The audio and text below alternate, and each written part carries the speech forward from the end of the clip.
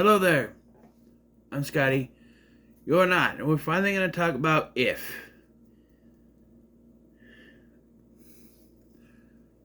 This movie hits home a little bit for me, especially in recent times. If you don't know what's going on, I will explain it. But yeah, this movie.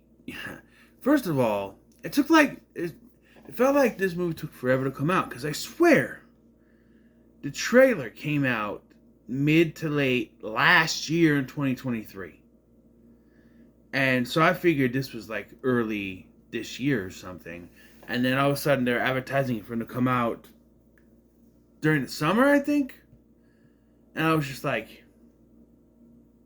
wait, really? Wasn't that out already? And then I got confused with Imaginary because they both, I don't know. But yeah, and this looked like one of those kids movies. It looked fun. Is what it looked like. So yeah, it was fun. So for those of you who don't know, my mom was diagnosed with cancer back in September ish.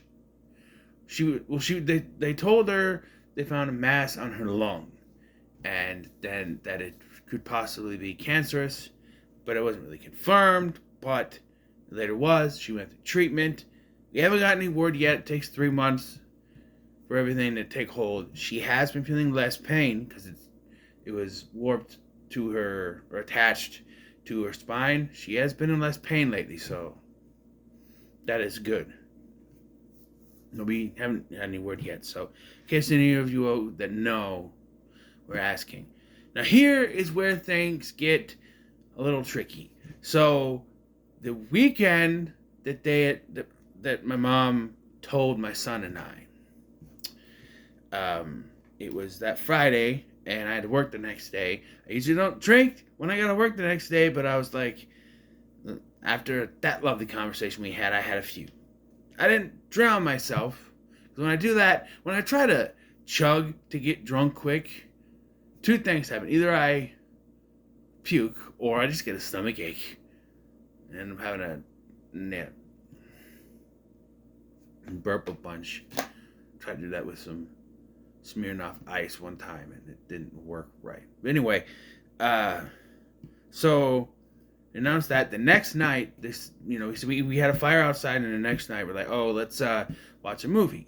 And my folks, that's just an If. You ever interested in If? Here's the whole situation with that. If you've already seen the movie, you're like, oh my, yeah, yeah. But you probably like that when I told you my mom had cancer. But so here's the situation though. It was on Paramount Plus. My stepdad had to subscribe to it, set up an account or a new account or reset up, whatever.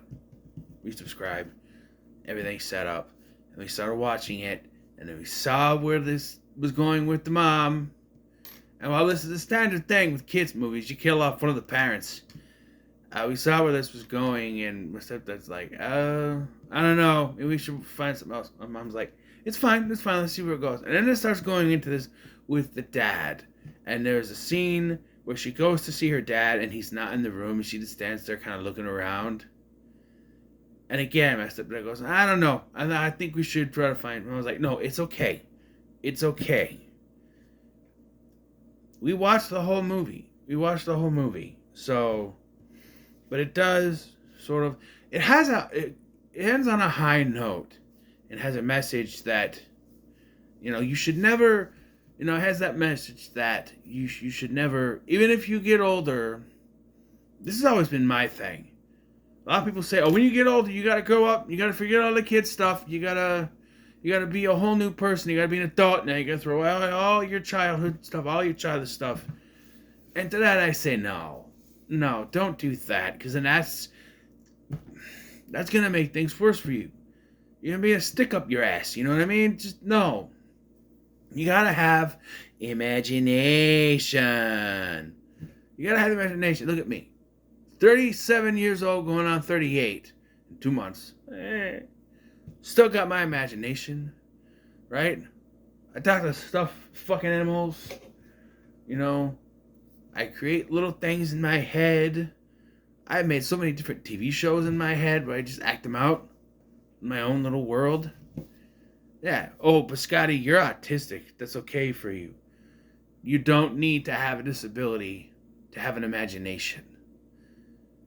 If you don't keep that imagination, if you don't keep that childhood in there somewhere, that inner child in there, that's where you get your bank robbers and your bad people out there. You're just sort of, your politicians that are so old fuddy-duddy, stick up their ass serious that it just, I don't know, maybe Donald Trump is the exception because he's freaking hilarious. But anyway, in a negative way, of course.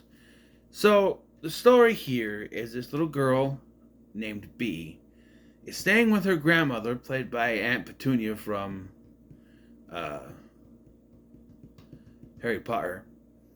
And because her dad is getting some very vague heart surgery of some sort. All they keep saying is his heart is broken. I think it's like an open heart surgery type situation. But they never really specify. Jeremy Jahns had a theory that he had two theories, but the second one he didn't elaborate on. He just sort of said the ending was going to a different way. I don't know. But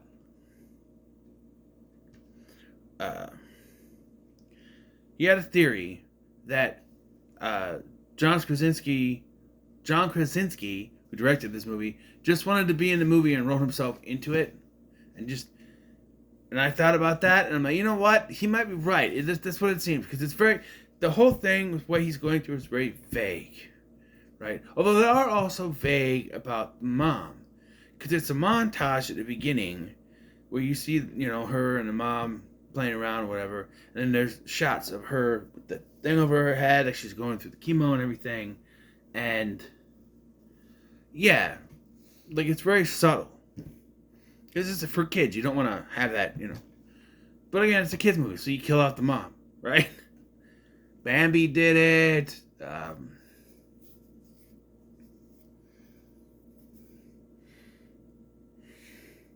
Alice have parents. She was with her sister or her aunt or something, right? I don't know. But Alice one of that, Yeah, just, those kids movies that one of the parents gone. Louis from... We're Back. He had no parents. So, either one or none back in the day, But, yeah, she has her dad, John Krasinski, who is okay in this movie. Doesn't get much to do. But, yes, she's staying with her grandmother. And this time, I'm assuming it's his mom.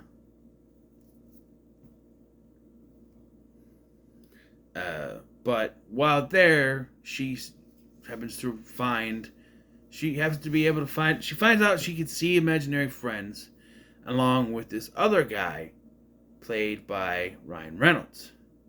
I don't remember the guy's name. I really don't. Now, they drop hints that she has been around here before. Because, so that there's this big one named Blue, voiced by Steve Carell. When you're watching the trailer, you're thinking, okay, this is going to be her if. But that's not what they go for. They go a different route, and there's a twist to it. And at a certain point in the movie, I figured out the twist.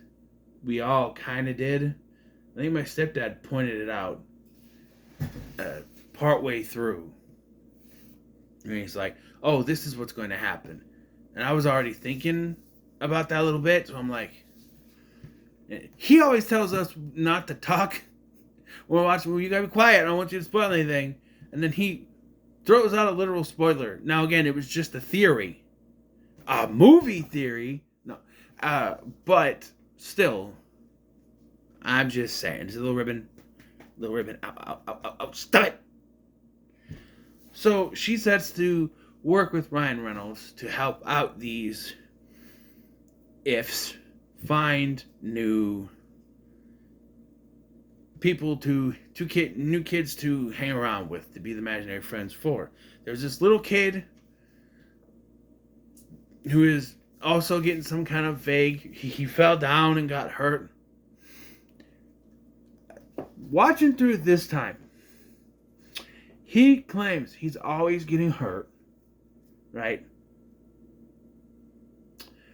Also, there's a line about how the TV's broken, and at one point he says he thinks his mom is doing it, and I think, and I'm gonna be wrong, but I think it might be a subtle hint at abuse.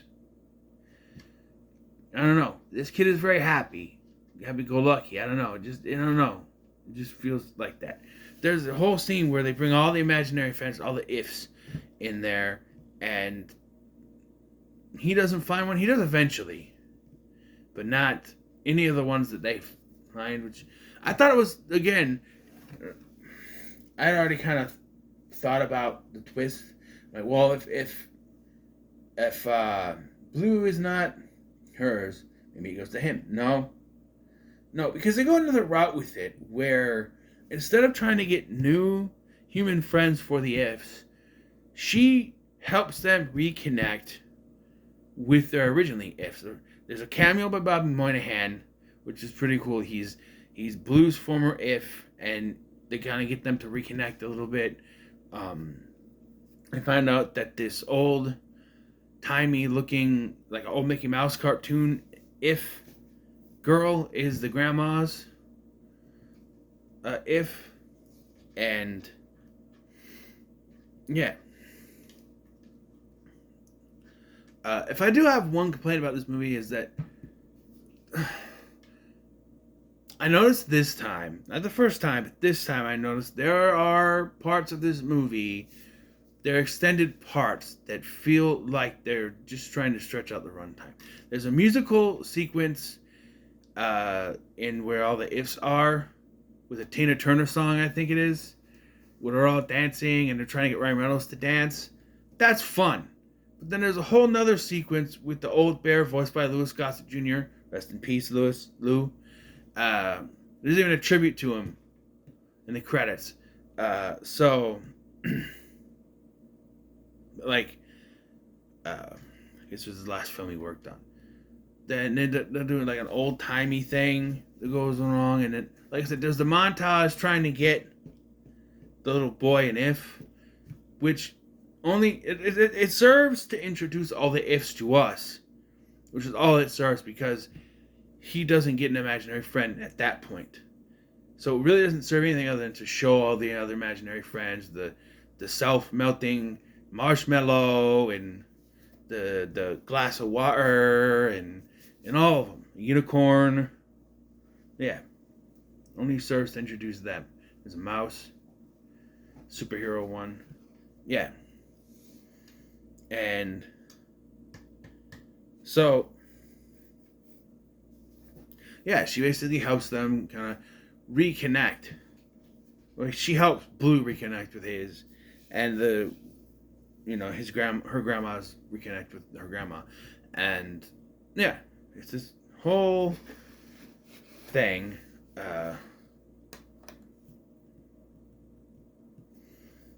If I would say the climax is kind of an anti-climax. There's nothing big that happens, but they try to put some urgency on the end, and then at the end of that, it's just like, oh, that's where we're going. The whole thing with John Krasinski's character is he's a goof. He'd be like me if I was in this situation. He's trying to keep her spirits up, so he's acting goofy to be positive. He's dancing around with his IV thing, which there are certain times that it pulls away, and I'm thinking, wouldn't that hurt? Because it's the drip is in your, like, here, right? So he's pulling it around, and it feels like it tugs, like it goes, just, ow. It feels like that would hurt, you know what I mean? You know what I'm saying? But, yeah, the end of this movie, you get to the reveal. So she comes back from helping out in I think it's when she helps out Blue, right? And they're all happy. She comes back. The grandma's all upset because something's going on with the dad. They get there and they make you think something bad is happening, but he had his surgery and he's pulled through. He's just, I don't know. They make it seem like something bad can happen, and I went, don't kill him off, please, please. They don't. No. You know. But yeah. So everything's ready to go, and but there's a scene where she goes back, and she goes to knock on the door where Ryan Reynolds was, and this old lady comes out and goes, "Are you trying to get in there?" And so when she opens it, it's like a storage closet thing, like a little alcove storage closet thing, and he's not in there.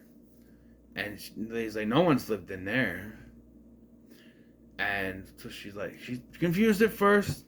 Again, if you already thought of the twist, you already know where it's going. But she goes to leave with her dad, and when they get outside, she goes back inside. And the grandma's like, well, I was going to say goodbye, but she runs all the way up to the room, and she's basically talking to him. She closes her eyes, and he shows up. They do talk about that he used to serve balloons on the boardwalk. And this is where a balloon pops up. It's revealed that Ryan Reynolds is her if that she created and forgot about long ago. Yeah. So, in a way, I want to compare this to another Imaginary Friend movie. Don't Look Under the Bed, where it's revealed that the villain, the boogeyman, was actually the main character's imaginary friend. Very similar, which is how I kind of got onto it. I'm like, they're doing like, don't look under the bed, right? He's the imaginary friend. And that's what my stepdad said. I think they're trying to say that he was the imaginary. I think he's the imaginary friend. And we kind of just sort of, yeah, you know. But yeah, just, yeah. Now, there's a couple issues here. They're shown that when the human connects with imaginary friend, the imaginary friends glow. When she hugs him here, he glows. But I swear, she hugs him earlier in the film and there's no glow. The only reason it does that is that so they can have that twist.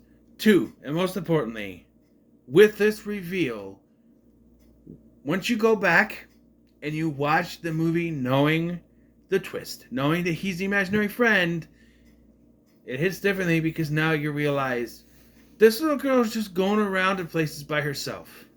Because technically the imaginary friends don't exist, right? Nobody else can see them. So everyone else, this little girl is just running around doing stuff. No one else can see them.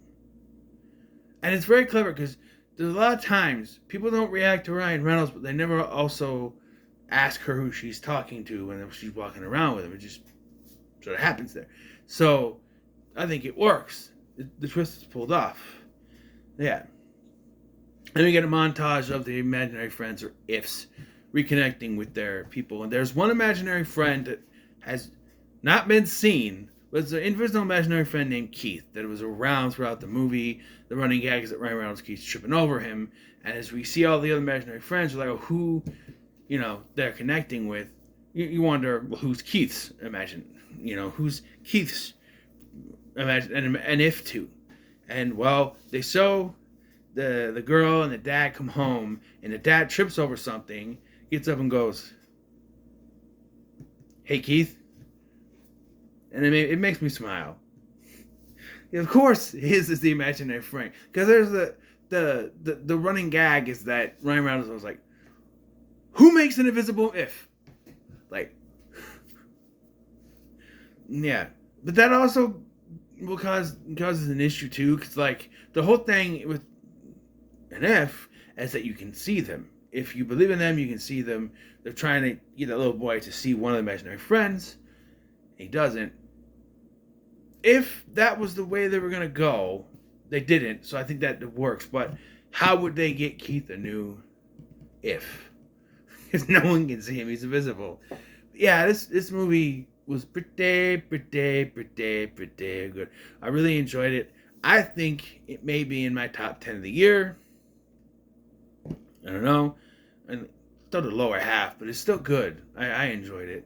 It was on my radar, but not not want to go my way to get until we watched it, and then it just took a little while for me to want to rewatch it because I didn't want to think. I wanted to wait till after, mostly after everything, but then we're gonna end the year. We're not gonna find out till February.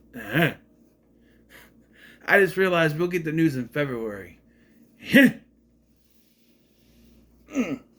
That's gonna be a good birthday present.